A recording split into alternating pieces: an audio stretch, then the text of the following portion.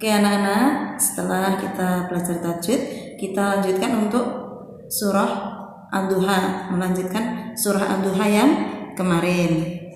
Anak-anak, seperti yang sudah kita pelajari, kita ketahui kemarin bahwasanya Ad-Duha itu adalah surah, ya, termasuk surah Makkiyah ya, artinya ketika matahari naik sepenggalah. Nah kemarin asbabun nuzulnya, ada yang keliru kemarin waktu jawab. Asbabun nuzul itu apa? Sebab turunnya Al-Quran, sebab turunnya ayat. Kalau ini sebab turunnya Ad-Duha. Nah sebabnya apa? Karena Nabi merasakan fatratul wahyi, kesepian, kekosongan wahyu.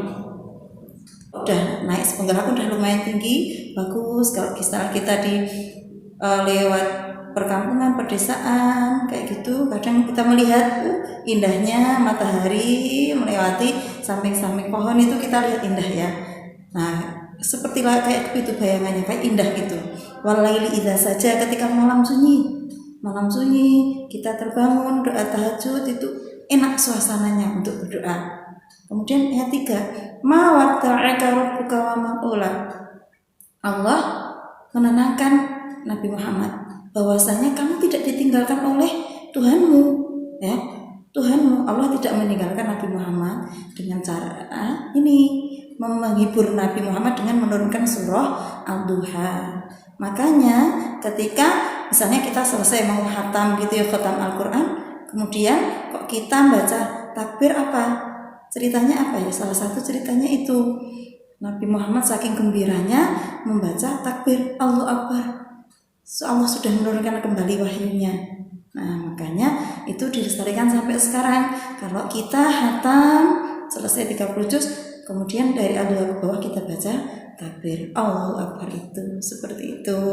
Yang ayat 1 sampai ayat 3. Oke, berikutnya yang ayat 4 sama 5. Walal akhiratu khairul laka minal ula, dan sungguh yang kehidupan akhirat itu lebih baik bagimu daripada yang awal. Yang awal itu dunia, akhirat itu kehidupan akhirat besok.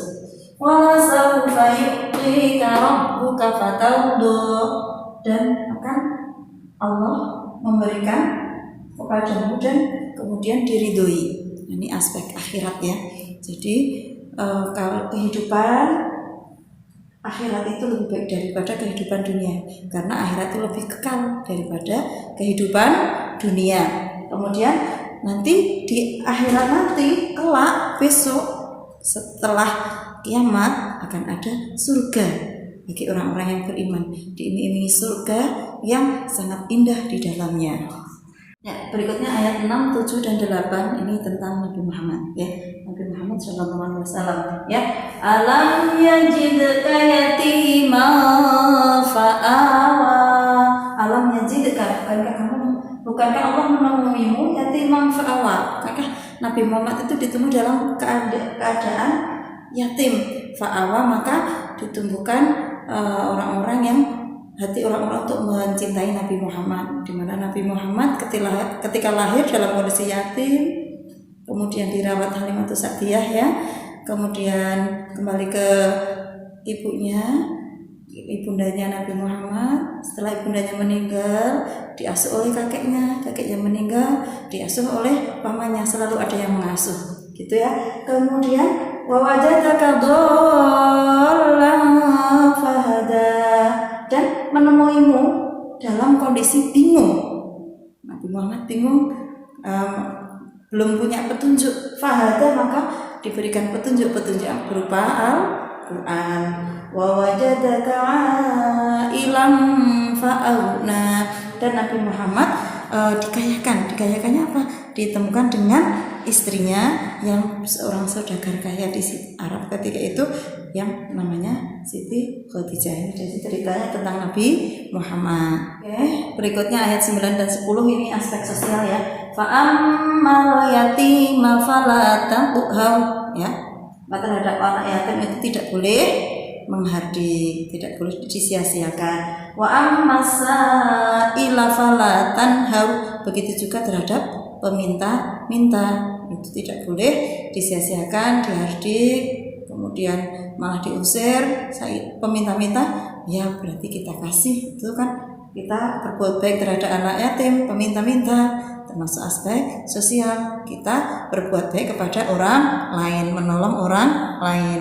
Dan ayat terakhir, wa amma bi ni'mati rabbika fahaddits, dan terhadap nikmat Allah maka bersyukurlah ya. Kita bersyukur kepada Allah. Allah sudah memberikan semua nikmatnya kepada kita. Coba kalau berkurang satu nikmat saja, kita akan sangat merasakan kekurangan. Misalnya satu saja sakit ya, satu mata sakit, satunya nggak sakit, itu kita sudah kesusahan ya, mau melihat nggak enak. Nah, itu satu saja. Nah, makanya kita bersyukur dengan cara beribadah lebih banyak kepada Allah, beramal baik, menjaga diri, berbuat baik kepada orang tua, berbuat baik kepada guru, berbuat baik kepada masyarakat, teman, gitu ya. Oke, itu tentang surah Ad-Duha. Sudah selesai untuk surah Ad-Duha, kita akan lanjutkan untuk materi besok, materi yang berikutnya. Terima kasih. Assalamualaikum warahmatullahi wabarakatuh.